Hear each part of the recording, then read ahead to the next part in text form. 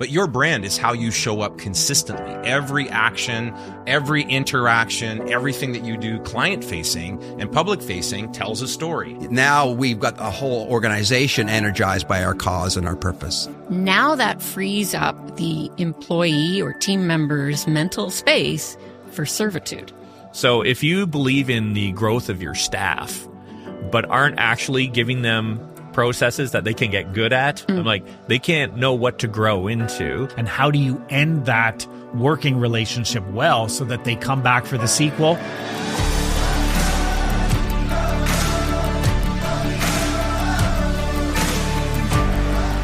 Hi, everyone, and welcome to the Living Richly podcast. We are so excited today to have the Rhapsody team here. Again, you've met all of them, right? We've got Trefor, of course, here joining us today, who was part of the original 3 that got the podcast started and has been on other episodes as well, and Catherine and Steve. And this is my first time with all of you. That's right. Last time we did this, Last time I was on a computer screen. I was a talking head. You had COVID or something. Didn't Yes, you? I Really did. sick, and so great to have you here. Today's show is going to be a very special one, very different one. Rhapsody, of course, sponsors Living Richly, a big supporter of what we do. And I was going around the table trying to do the math on my own, but let's do this. How long have you, like in years, have you all been coaching? And let's add it up and see how much. Dog years? Is this a dog? Dog years, yeah. How many years have you been coaching leaders and organizations? Start with Trev. Formally in Rhapsody? Yes. I guess 9 years. 9 for years. me. Yeah, 9 for you. You've been around a little longer. Yeah. 10 years 10 formally, years. but like a lot of us, I did a lot of coaching and training in my previous profession. So it feels like a couple of decades for sure. Right, for sure. Yeah, same. I would say we've probably been coaching one way or another most of my life. It's almost 14 for me. What about you? 9 formally and 12, 13 informally. Yeah. Amazing. Same thing. Yeah, and I 13 years because I would have come on with you about a year after you started Breakthrough. And then like all of us, right? Pretty much our entire adult lives, we've been doing this in one form or another. Exactly. So there's a lot of experience around the table here. Okay. Right? Years and years and years of it. And we've had conversations with, at this point, thousands of leaders, hundreds of organizations. And we're going to be talking business, team, and leadership over this episode and the next. But this isn't just, I know someone might hear business and tune out, perhaps, right? Yeah, and you know, certainly we talk about it often on the podcast that we have episodes that are all about mindful masculinity. We have certainly Kate and Wendy do their series around women and some of the challenges and issues that they deal with, and we encourage people to listen in. Guys should be listening into those women episodes and women to the mindful masculinity, and the same is true even as we focus in on business here. There are going to be so many principles. At the end of the day, you are in charge of you, Inc. And in that context, the principles that we talk about during this episode are highly relevant to your personal life. I think there's probably some people listening. I probably would have been one of those people at some point in my life where I wanted to fire the CEO, but the CEO of Me Inc. was me. Right. Didn't feel I was doing such a good job, but thankfully we got that under control. But yeah, very special episode. If you know a business leader, if you are a business leader, you're definitely gonna want to tune into this. If you know business leaders out there, you're gonna want to share these episodes with them. There's a couple of other ones that we've done not long ago. We talked about human potential. We talked about the importance of self-awareness. But today we want to start with business. And when we think of businesses and organizations, so many of them reach out to us because they've gotten stuck, right? They're not growing the way that they would like. They've got dreams and aspirations, but they're being held back. And a big part of that often is not knowing how to stand out in a very, very crowded marketplace. Steve, I know you've done a lot of work on that front. What have you seen? What have you observed?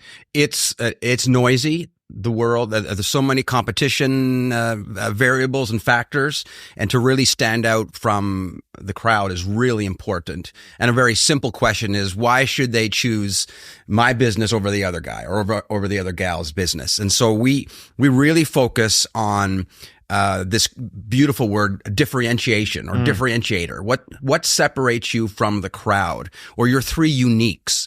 And when you position yourself just a little bit different from the competition, and sometimes it's in the words that you use in your marketing. Sometimes it's a little extra in your product or service, or just one level higher of a customer interaction that just separates you from the crowd. It's actually, it just takes some time to work through that. Right. So in a session with a client just the other day, they were feeling like nobody's paying attention to me. It's just so crowded and so noisy. And so we just spent some time. And this was a really good question, was what's the pain point in the industry? Right. What is everybody frustrated with? Where are they hurting? Yeah. And then how can we solve that pain? And that will help us differentiate ourselves from that painful experience in the industry. And then they find themselves, people are paying attention and looking for them. I love what you say, how you turn that there, because one of the most critical things we need to do in order to really figure out the message that we have is to stop looking at ourselves and to look at the people that we're trying to serve and what really matters to them. And when you made that comment about what's the pain point, often we try to figure out, well, what's so special about us? And it's the wrong question. Right. It's what is important to our client, and then how do we stand out from the crowd in serving that? Yeah, I remember years ago reading a great marketing book, and the I forget what it is now, but the author talked about how we make the mistake of weeing all over our audience, right? Where we're jumpstart your business brain. That's right. There you go. I can't remember the author's name, but great book. We'll put it in the show notes. Put it in the show notes. But we make this mistake again of focusing on how special we are, how special our product is, and there's an aspect of that we need to get crystal clear on. But to your point, I think the more we can understand the pain, the frustration that the end user, the person we're trying to reach, the product or service is aimed at them. What are we solving for them? Until we can demonstrate that, I don't think people are really paying attention, right? You know, there's another dimension to it as well, because I think that focus on the client, on your customer, on what they're experiencing is critical. That overemphasis on self gets really problematic. But there is a really core emphasis required around what are you actually doing here, right? So when business leaders get stuck or lost in the midst, and they can't differentiate themselves anymore because they don't really know who they are anymore, it's kind of like in marriage counseling, the first question they'll ask you is, tell me how you met. Right. And it's not a get to know you question. It's a diagnostic question. Because if you're able to kind of go, oh, you know, we met at this and they were a good time. It was, you know, and if there's energy and life around it, as opposed to, listen, I don't want to talk about that. It doesn't matter. That's water under the bridge. That one, you're probably not going to do very well. But if you can go back to the beginning, back to why are you here? Why did you start this? What is that big why that animated the whole thing from the beginning, and then go deep into understanding that, couple that with that knowledge about the market and your customers and what's going on, all of a sudden the clarity emerges like nothing else, and your decisions become really easy and fast. Right. Absolutely. It's the, again, getting back to the essentials, but that can be complicated when an organization has evolved, over time. Their products and services have evolved, and perhaps they've added different service lines. And over time, what can happen is their offer is less clear, right? Like, we talk about less is more oftentimes. I still remember the marketing study that was done, a really successful mom and pop shop who made jam. They made strawberry jam, and they couldn't keep it, like they were selling out all the time at their local supermarkets and everything else. And so they hired a marketing company to help them take the business to the next level. Short story, make a long story short, the marketing company recommended they expand their flavors to like 12 different flavors. And they did that, and they started to tank because now it was option overload for their clients. We're not saying don't diversify your product line, but make sure that for each service, every product you have a compelling way of communicating what's it actually going to do for the end user, and how are you doing that differently than perhaps many of your competitors? Have you ever done the 5 whys with? So good. When you, what's our purpose, our cause, our passion, and it's to provide great marketing messaging to businesses, and then you say why. And why does that matter? Why? Yeah. And then you go 5 times. Yeah. And by the fourth time, the client is usually frustrated. But by they're wondering why they hired. Does this guy have any other questions in his holster besides why? But by the time you get to that fourth or fifth layer of why, you really are energizing a real passion for human success or changing the world. There's something really energetic. And then that comes out in your language, that comes out in the products and services, because now all that energy, and of course, not just for the business owner or the leadership team, but to get that energy of the why cascading down into your team, that's the secret sauce or the special sauce, as they say, when now we've got a whole organization energized by our cause and our purpose. Yeah, 100%. Another version of that is the so what, right? Here's what we're doing, so what? All right. When we coach leaders on public speaking, often the first thing I'll teach them is, what's my point and why does it matter? Why does it matter? Like, you got to get really clear on that, right? Mm-hmm. Well, I was thinking about what Trevor was saying about it. It can't, like you were saying, it can't be about we. Yeah. And Trevor was saying, you got to know who you are. Being able to communicate what it is you offer to others, you have to start with yourself. So it's a bit of an oxymoron, but that comes from the why questions when you're developing the values for an organization, right? And I remember with one client, they had spent $110,000 to have a consultant come in and do their mission, vision, and values, and it was garbage. And nobody believed in it, and it wasn't real, right? It wasn't real to them. And so we spent a couple of sessions going through asking those why questions, and every time they came up with something, drill down. Why? And what they came up with were 4 values that are in everything they do now, right? It's in how they hire, how they fire, what their marketing messages are, their social media. And they'll take those 4 values and they have like 1 week of one value, 1 week of the next value, the third one, and so on. And that way, when a customer, and they have it was like the building industry, they have tons of noise in the market. Right. But when those people, their clients walked, or potential clients walked through the door, and then they saw that what was being presented to them in real time was exactly what they had seen and heard in all of the marketing messages, they're like, oh, okay, so these align. These are the people I wanted. These are the people that are like me, that think the same way that I do, have the same values as me. Right. And that made for that company to be able to close the sales so much faster. Wow.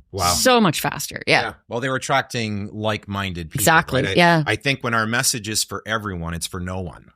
We talk about priorities to say everything's a priority, nothing's a priority. If we're trying to speak to everyone, we speak to no one. We went and we went through this. We're talking from our own experience, right? Yeah. I mean, there was a point where I remember us looking at the website and we were like something like 18 different options or services or whatever. I don't think it was 18. It was close. It felt like it was like, oh yeah, we do that, we do this, and then when it cleaned it up to the 3, all of a sudden, I think all of us at that time, this was a number of years ago, but we all sat back and went, that makes more sense. We're back to what really matters to us as we focus in on 3 areas rather than all of these different things. Clarity. And it's a silly saying, but specific is terrific when it comes. Good old BNI classic. When you are aiming for, I like to help my clients. One in particular is a marketing company, and I say let's put that dartboard on the wall and let's aim for the bullseye. What is the ideal client? Yeah. And if you don't hit it every time, it's fine, but you're close to it. That means it matches your capacity. It matches what you can offer with expertise. You're not spreading yourself too thin. Oh yeah, I do that too. I do that too. And then you can't build or scale a business when you're just all over the map or all over the dartboard. I was just listening to a podcast actually on the way here about identifying your ideal client, who that person is and who that audience is. And the fellow speaking talked about how it's like bowling. If you can figure out who your your front pin is, right? Well, when you hit that front pin, others will follow too, right? Your message will still speak to a broader audience. I think often, at least for me in the early days, I remember, and I see this with a lot of my clients to this day, is you're afraid to focus your message because you think in doing so, you're going to miss out. You'd rather cast a big net on a larger audience rather than a few fishing lines towards a very specific audience. Or you're desperate because you're like, I need the money right now. It's kind of spray and pray. Yeah, exactly. And you're telling me to ignore entire client opportunities, and the answer is yes. You're not ignoring them in the sense that, if they come, they come, but you're not targeting them. And yes, the more specific and clear you get on your target, the more likely you'll hit it. Yeah. Well, and I think for you, you guys pipe in here, but I mean, in my experience, you see that, or what you were saying, if they're less than 5 years old. Right. Right. True. The business is less than 5 years old. They still fear driven. I disagree to a certain on that, only because I've seen businesses that are 20 years old and still haven't figured it out. Acting like a 1-year-old business. Yeah, I've heard it said that the three forces that any organization fights over time are apathy, decay, and complexity, right? So whether it's a under 5-year-old business or a 20-year-old business, I think over time what can happen is the complexity thing starts to muddy the water and our message becomes less and less potent. And let's face it, in today's TikTok world where everyone's a content creator, it's never been harder to actually get your message heard. So the having that message be sharp and on point is absolutely critical, right? There's what's the saying? A confused mind never buys. Yeah. And the more when you are trying to be everything to everyone, you're just confusing the market and they likely will not respond to you. Right. So then when we go back to this big idea of positioning, when we think about how we position ourselves, I think anyone who's listening, especially any business leader, anyone who impacts businesses, they have to pause and reflect on that question, because many times people just keep rushing ahead, do the same thing they did last week, last month, last year. So pause, reflect, get a coach, and have a good conversation about positioning, what separates you from the crowd, and what really matters, what's your core purpose. Yeah. When you said that, Steve, the first thing I thought of was that's the difference between working on the business and working in the business. Right. Those people who are constantly just fighting, every day, just trying to get things done, trying to put out the fires and so on, they're working in the business. And the ones who are reflecting and doing that homework, they're the ones who are working on the business. Yeah, it's so important. I have a lot of respect for those people who are still working in the business too. Yeah. Tough times. Because they know something has to be done. And so they're pouring activity energy in the business when they don't realize the activity required needs to be on the business. And so they've got the instinct. They know something's not right. They're desperate to change it, but they're not quite sure where to put it. And it takes such a courageous act to say, actually, instead of pouring more energy into trying to make the sale or make the pitch or do the thing, I need to take some time to get more clear. Is a courageous decision to make. It is. It's the classic E-Myth, Michael Gerber's model, right? It's the technician, and their business is struggling, so they just become more of a technician, rather than they double down on the double down on what they know, and more power to them. Like, in a sense, I think you're right. I've got so much respect for the commitment that they have.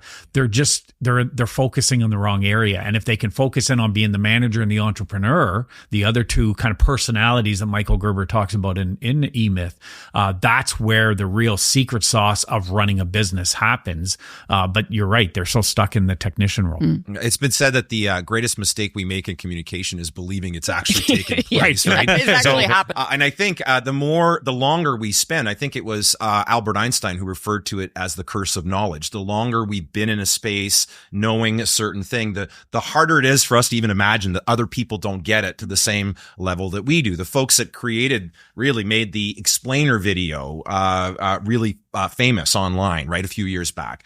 They talk about, like, if the alphabet, if you take A to Z, you as a technician have been in your space so long, you might be like an X, right? You're that level of knowledge and expertise, but the audience that you're trying to reach and sell to, they might be at the D level, at the E level, in terms of understanding what your message is. And if we're talking to them from this end of the spectrum, trying to reach them, the message isn't resonating, right? So it's interesting when you say that. I think about, sometimes one of the questions I'll get from a prospect is, well, what do you know about my industry? And sometimes the best thing that can happen is, I don't know much about your industry. I know business and I can come in and help you, but because I don't know it, now you're forced to explain it, which allows you to get out of that expert level and into understanding. Probably a lot of your potential clients need that explanation. I have a client who is very analytical and has an enormous vocabulary, kind of like you, Trevor, but you know how to use it. You use all the big words. All the big words, yeah. But it was painful to listen to him try to describe. Is that true for me too? No, okay. not at all. That's just why check in there. No, actually, it is painful. This is actually an intervention. Got it. Use smaller words. Okay. Yeah, it was painful to watch this guy try to explain what it was he did.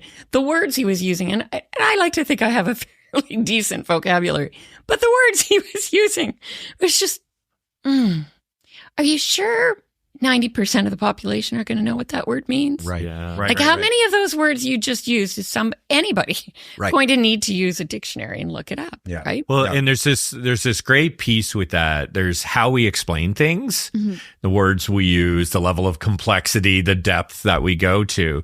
But there's also the problem that most of the time business owners aren't actually telling their clients what they do. Right. So someone will buy one thing from a client, and then the client presumes that their customer now knows everything about their business and all the things they do. And I don't know how many times I've had people be shocked, go, oh, do you guys do that too? Because their customers don't even know what the company does. Yeah.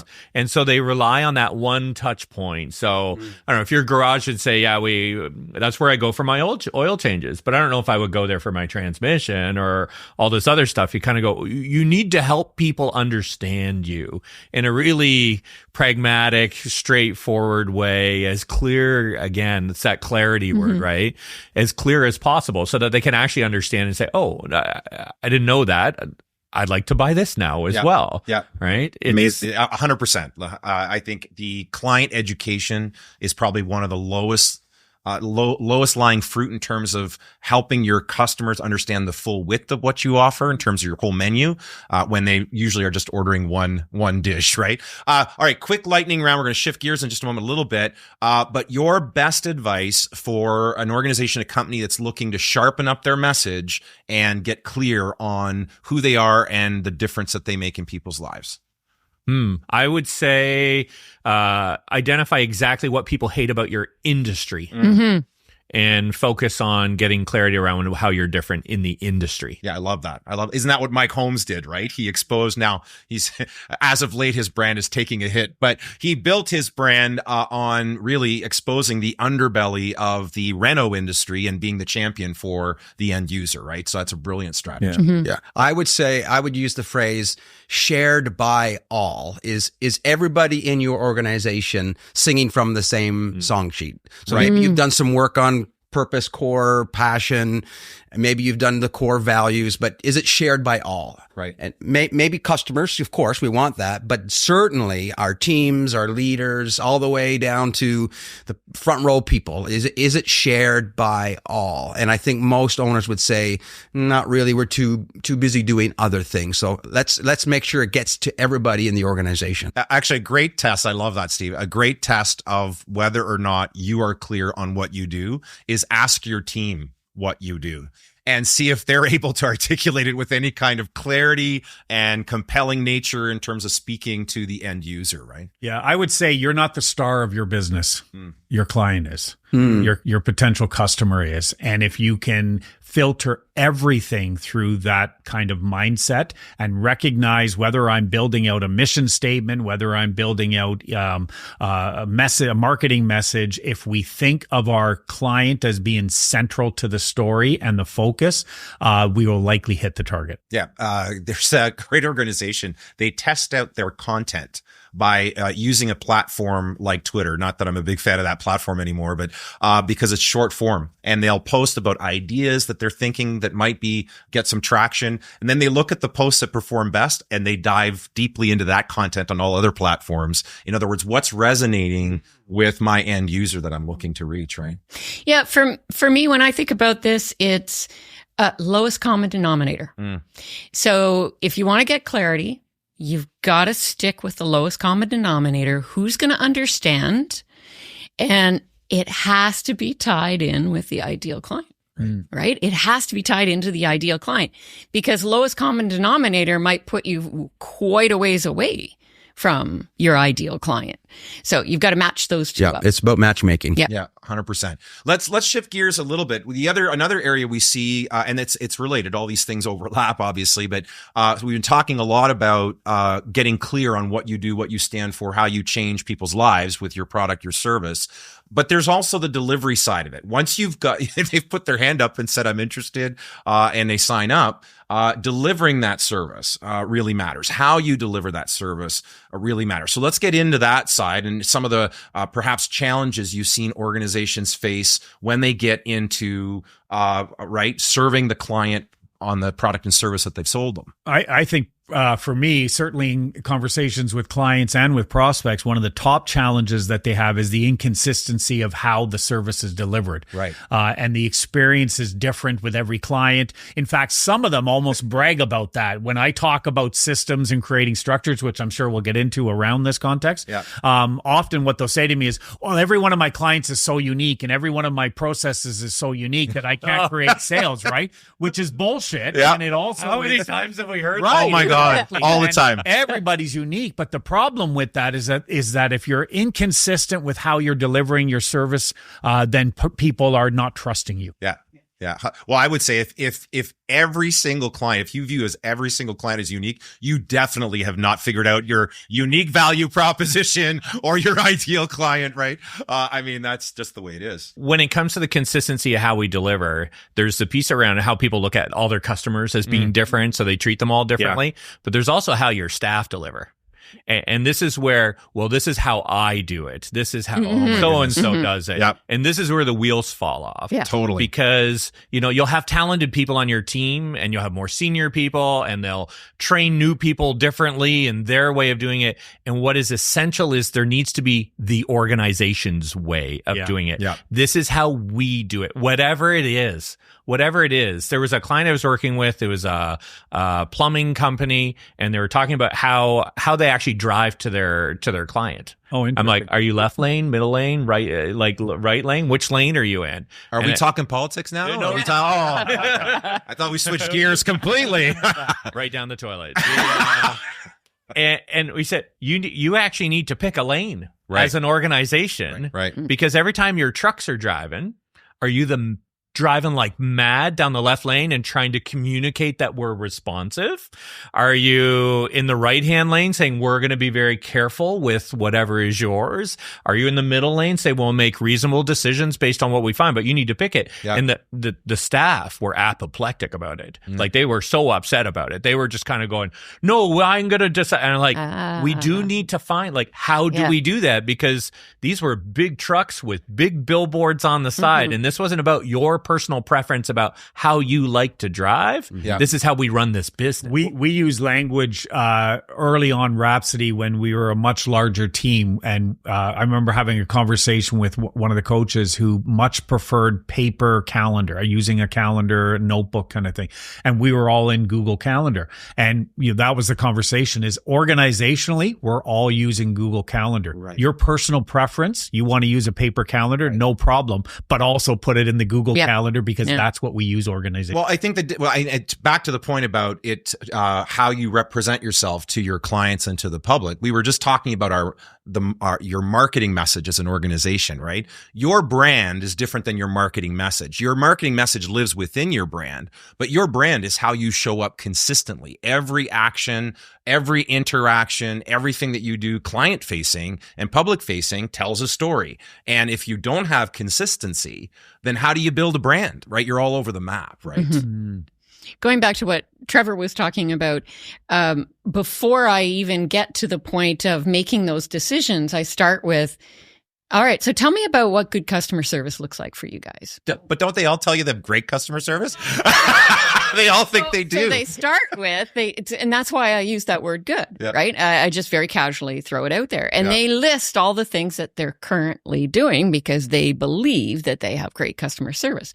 And then I say, okay, now tell me what great customer service looks like. And it's not until they have those two words put in front of them that they recognize that there's a difference between good and great. Yeah, a big difference. Big difference, no, right? It might not even details. It might not even be a lot of big things, but it makes a big difference, and it's just the details. I just flew here for the first time on Porter Airlines. Yes. Porter is not a sponsor of this show, but we would love you to be. They can sponsor.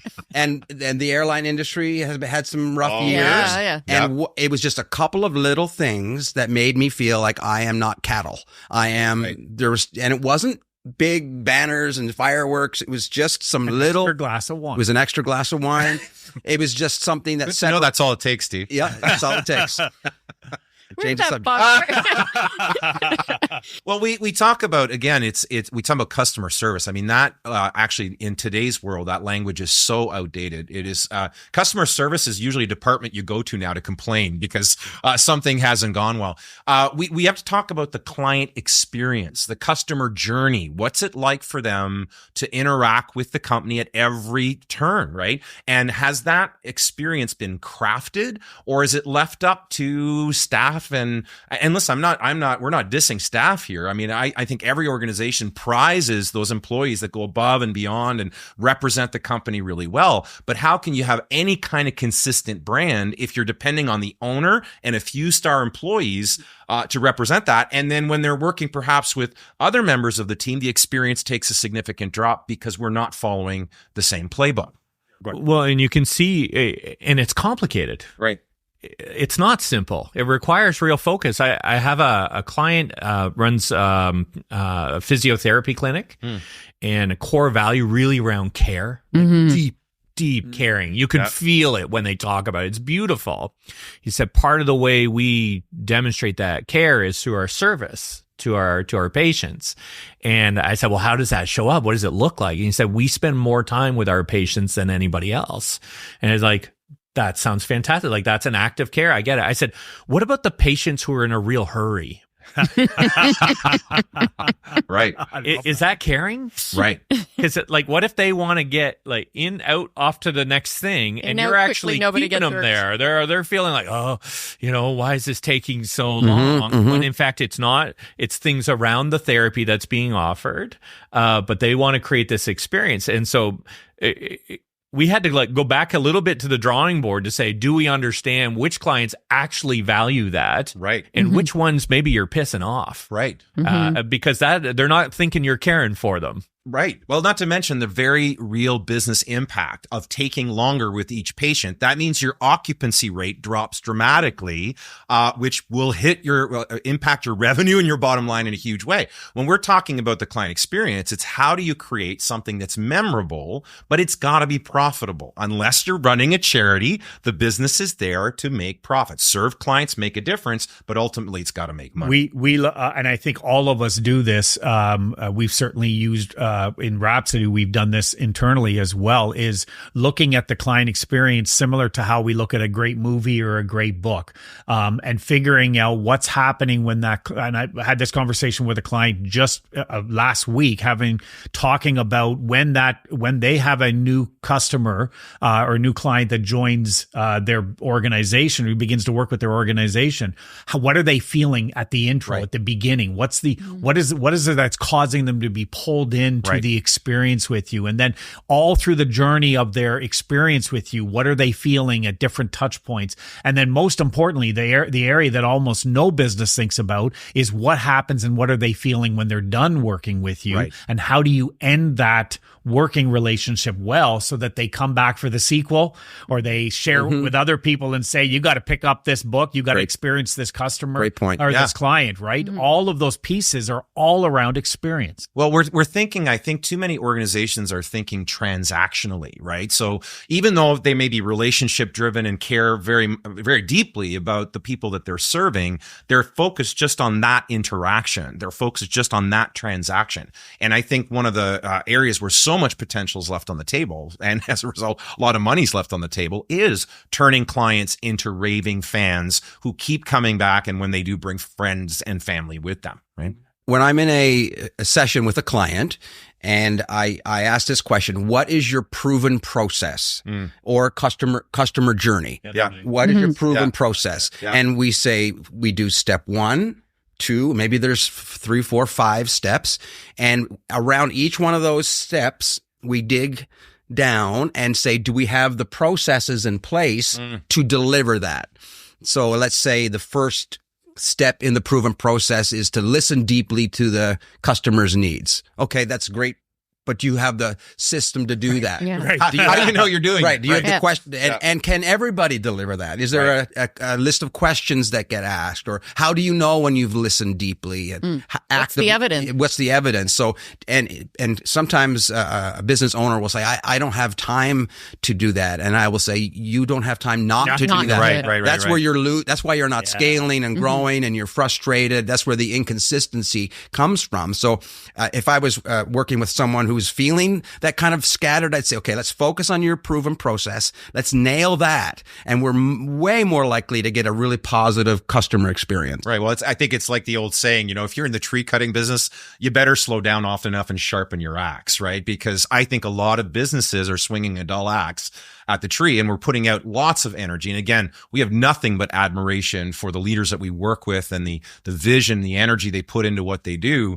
But it can sometimes feel like a little bit of, or a lot of, methodless enthusiasm where there's lots of energy for little return because the experience hasn't been figured out. We haven't really gotten clear on what is our irresistible offer and how are we going to deliver on it, right? So I think the time spent there can seem like a huge investment, but think of the price of not doing it. What is the cost of inaction on that front? It has such a massive impact when you can start to strengthen those processes, when you can improve that efficiency, sharpen that axe. And it sounds just like an efficiency argument, right? And you kind of go, well, yeah, it is, but it's transformative in terms of the experience of the work for the entire organization. Processes ask the question, what do we do now? Like, what, a situation shows up and a process should answer the question of, this is what we do when. Yeah. So if a client says, may I have a discount? You kind of go, this is what we say, right? And these are the steps you follow. Like each piece is documented. When that happens and people have clarity, one, they actually know what to get good at. So if you believe in the growth of your staff, but aren't actually giving them processes that they can get good at, I'm like, they can't know what to grow into. The second is you get so fast. Right. The capacity of the organization expands because every time a client reaches out to you, you don't have to send an email going, hey, what do we do now? Or let me check with so-and-so, or how did they do it, or any of that, because we know. Or am I allowed to? Am I allowed to? Right. Yeah. Yeah. We can answer it right away and move so fast with confidence, with care, with certainty. And that's actually better customer service as well. If every time it's like, I don't know, let me get back to you, I'll go check with so-and-so. It's like, oh my goodness, come on. Yeah. Right. Yeah. And when you're able to go that fast and do it well, now that frees up the employee or team member's mental space for servitude. Right. Right. And creativity.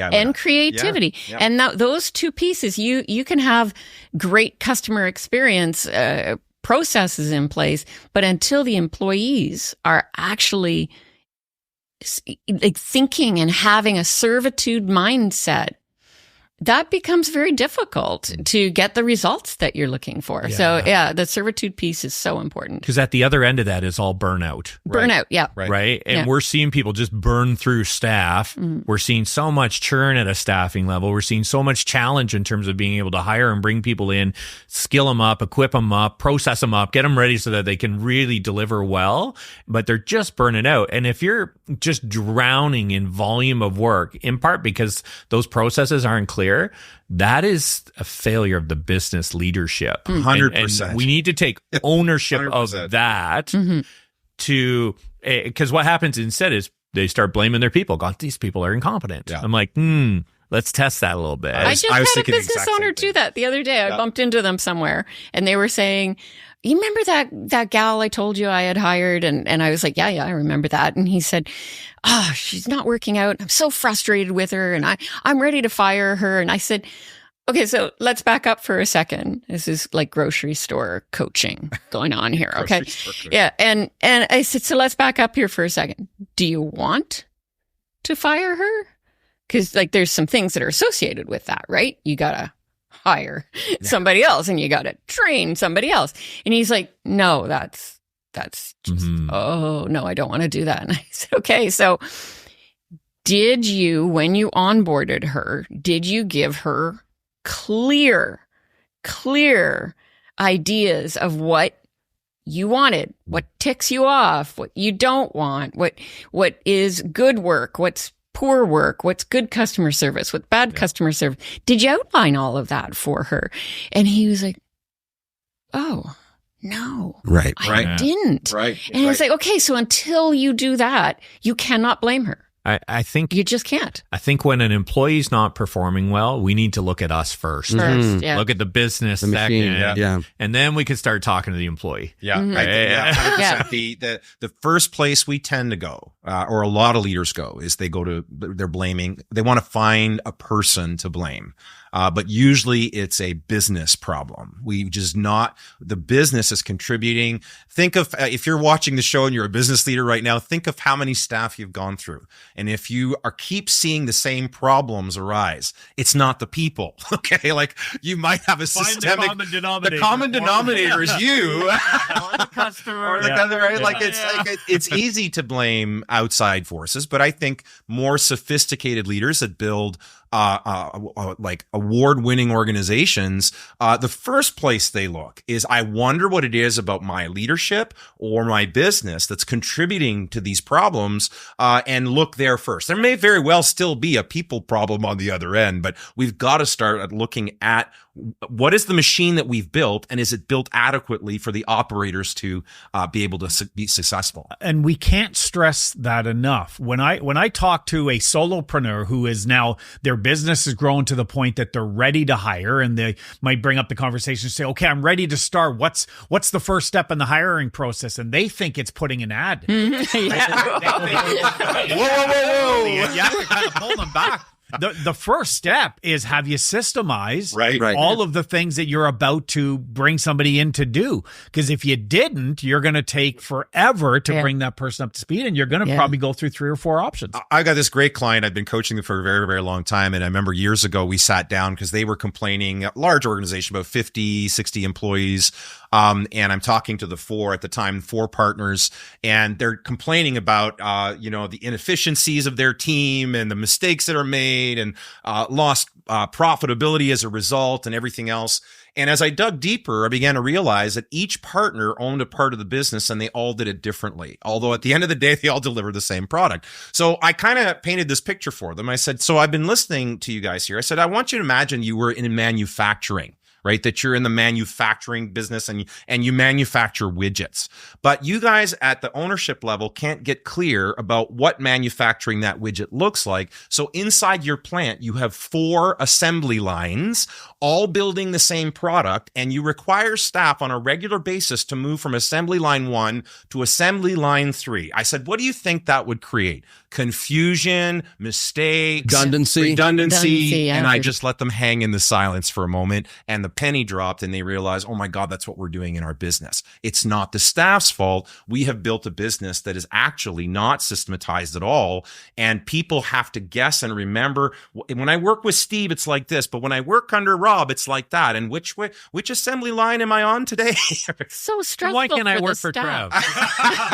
Yeah. Oh, they've been on that assembly line. Yeah. The man with the big words. I can't. I'm still trying to make out what that means. I don't know, right? But this whole notion, if we're going to deliver a consistent experience, right, and that's part of actually your irresistible offer. Your marketing, if we go back to what we were talking about at the beginning, your message may get their attention and help them see they have a need, and so you might be credited with awakening them that they need this in their life or they need this product or service, but they may very well go and get it elsewhere, right? So you awoke hooking them to go do business with someone else. Your offer and the way you deliver your service is the same, two sides of the same coin, I think. Yeah, that first part was about why and what, and this part is all about how. Exactly. Right? You can have I don't know, you can have the exact same business as the one next door. I remember I worked with a large chain for a while, and they all own their own franchise, basically. Same product, same brand, same rules, same process, same everything. And every single one of those was totally different in terms of the experience you would have going in, but not in a bad way. That some were very, very business focused, dollar focused. Some were very person relational focused. Some, like, each one would feel like a different experience, and it just reinforced how different the how can be, even when you're using the same tools, the same processes, same product, right? And so that's where, as I think, as business leaders, we don't take enough control over the capacity we have to express what we want this business to be like, right? If you're a car dealership, you have the same cars as the other dealership, very, very close, very similar. And it's interesting because they often all cluster in the same areas. But you can go and you'll get very different experiences at each one. Even if you go to the same brand in the same city, like that will, if you go to Ford or Toyota, I drive a Toyota, you're welcome to sponsor the program as well. The Toyota, no, not really. No. More Jeep crowd. There we go.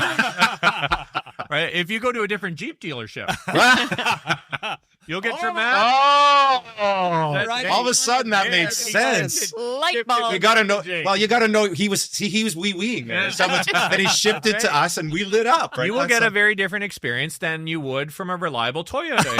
So it's for us to look and say, how do I take this? And we often think I've got to get really creative with all these pieces, and actually, no, we can have identical processes, but express them very differently in terms of how we do it. And to your point, it's proven, because we all know people, we do this, is you will drive past 3-4 dealerships to get to the one that you've had an experience with. You will drive, and we know it from our old world in the church. People will drive past 16 churches to go to the one that they resonate with, that they connect with. So we see it all the time, that people will go out of their way to connect with you if you've connected with them.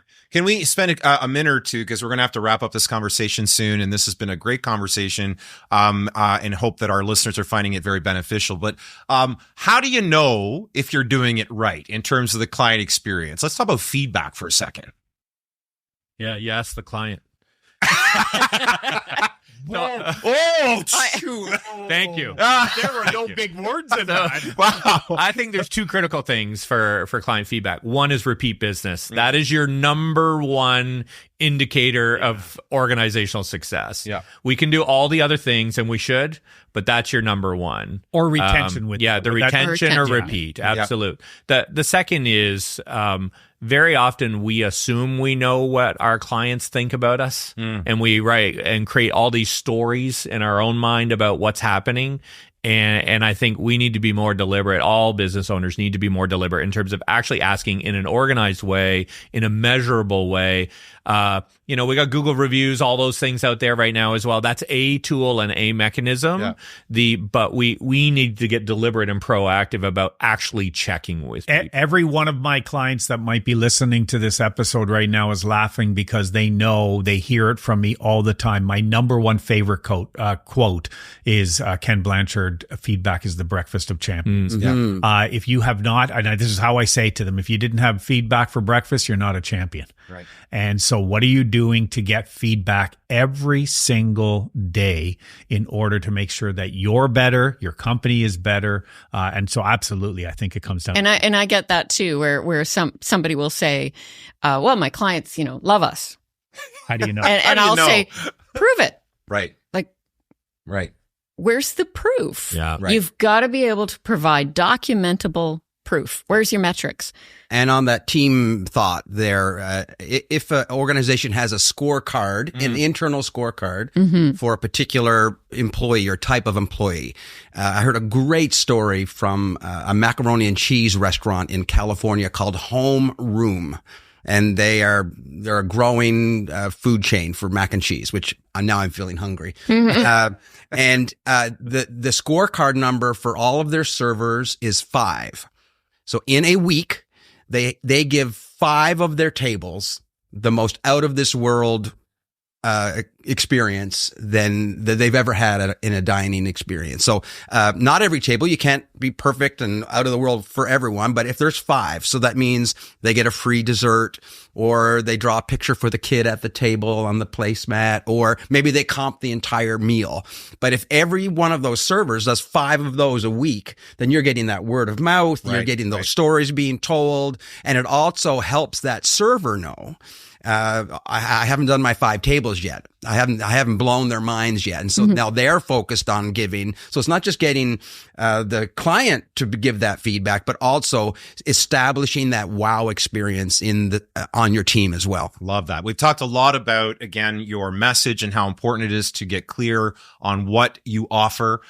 We've talked a lot about how you do that then with excellence. We've even talked about how you scale. We haven't gotten specifically into scaling, but we've talked a lot about systems. We're going to be talking a lot about team in our next episode and how they help you scale. But I think it's central to this whole piece is your systems help you scale. And if you're not scaling the way you like, it's probably because you don't have the right systems in place. Final lightning round, 1 word of advice based on today's. You're going to drop 1 final word of wisdom or advice to our listeners related to something that we talked about today. Lightning round, and then we're going to wrap it up. We're going to start with Trev.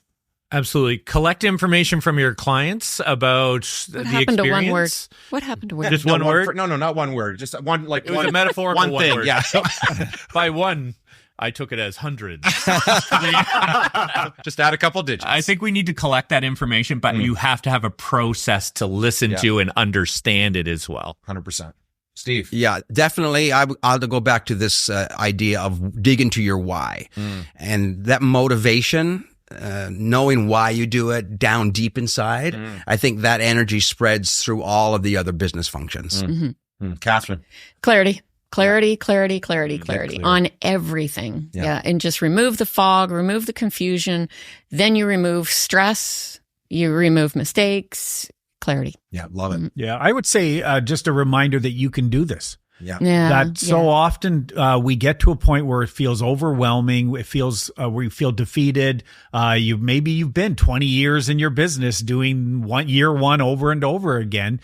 There is a different way of doing it, and you are capable of doing them. Yeah, 100%. Thank you guys for what has been a great conversation. And thank you for tuning in. We're so happy that you've taken the time to watch the show. We hope that you have benefited from the conversation. We encourage you to check out, of course, the podcast website, which is livingrichley.me. You can find out all kinds of great information on the 15-day Life Vision Challenge and the Living Richly Nation, a growing Facebook group of people on the journey to living their best life. But we also encourage you to check out rhapsodystrategies.com. If you're a business owner or a leader watching this show today, and we've piqued your interest, we encourage you to check it out and reach out to us. We'd love to help you take your business to the next level. Living Richly Nation, thanks for tuning in. And until next time, get out there and live your best life.